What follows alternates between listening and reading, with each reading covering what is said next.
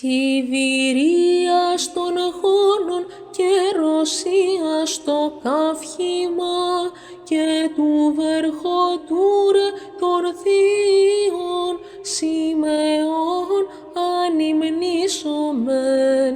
Η άσης γαρ παρέχει της πίστης και φέρει τους απίστους εις Χριστόν και πρεσβεύει απαύστος υπέρ των αυτοβόντων. Δόξα τω σε δοξάσαντι Χριστό, δόξα τω σε θαυμαστώσαντι, δόξα τω ενεργούντι δια σου πάσιν ιάματα.